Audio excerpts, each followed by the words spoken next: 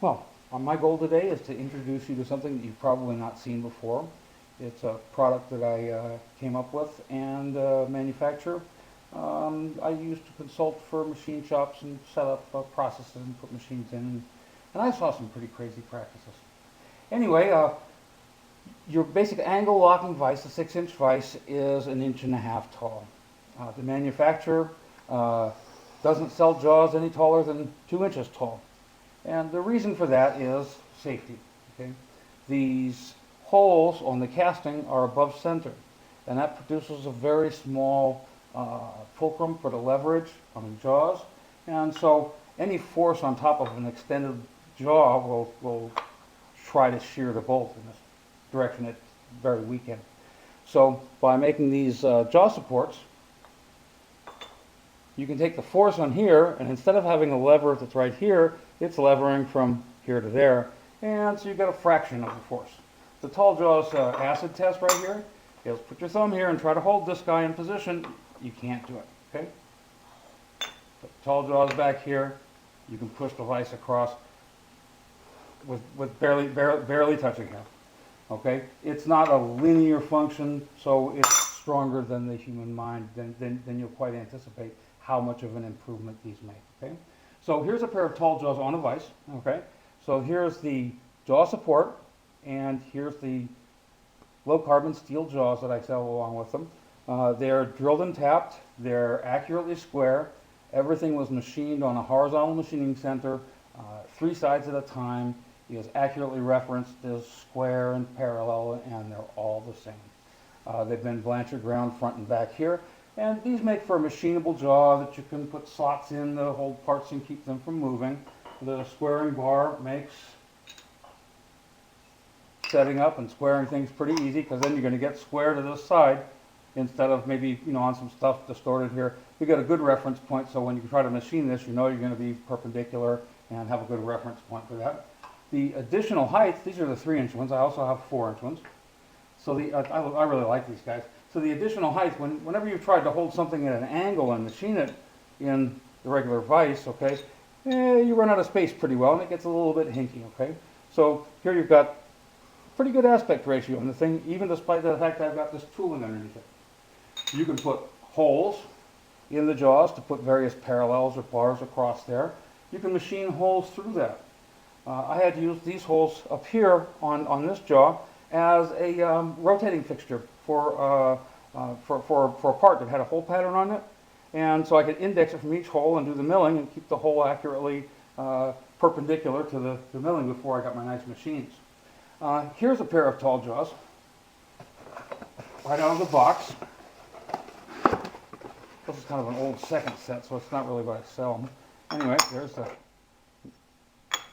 jaw supports, and these are the optional jaws.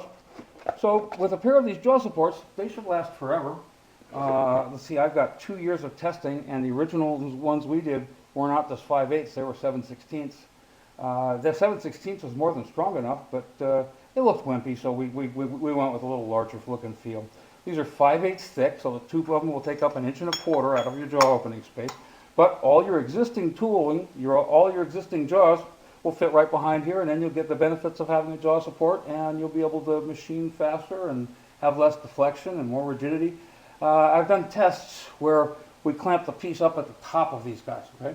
And we tried that with an unsupported jaw, and we tried that with a TallJaw, and we got, generally speaking, 1/4 or less of the deflection. These things have been out in testing. Guys have been hitting the things with hammers and putting crescent wrenches and bars on them. You've seen it all before. And we've never had one fail, and they were thinner than this. So this is made out of A356 aluminum.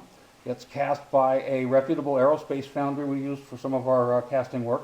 It's a complete automated setup. And so a pair of these jaw supports is under $100. And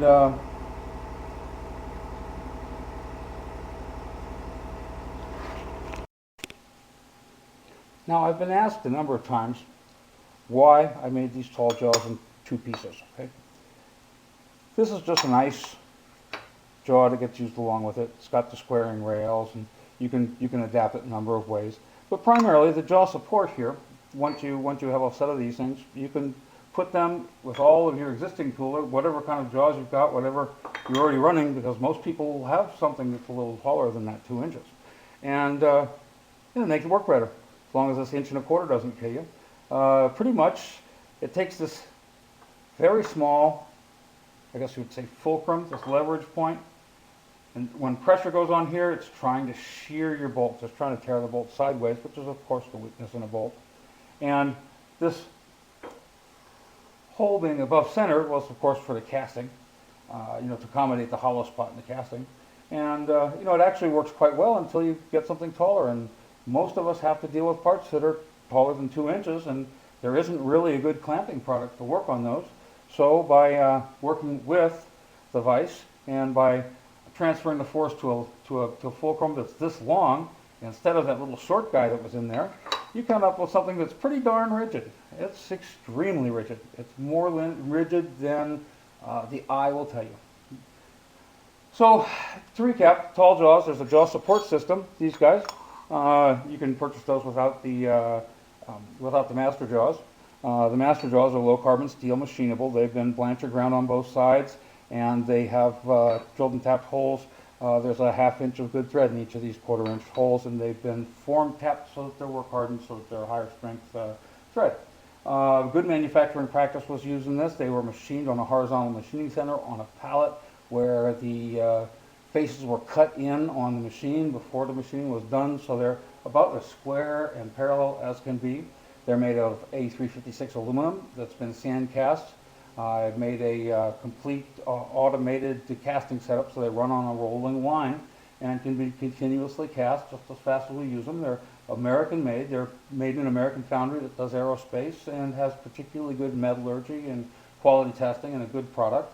And they're reasonably inexpensive. So you purchase a set, you get a set of TallJaws on your angle locking vise, and you'll start finding more utility and have less problems with your taller pieces, and run them at faster feeds and speeds, and have more accurate locating. They're just a pretty darn good item. I think you should try them.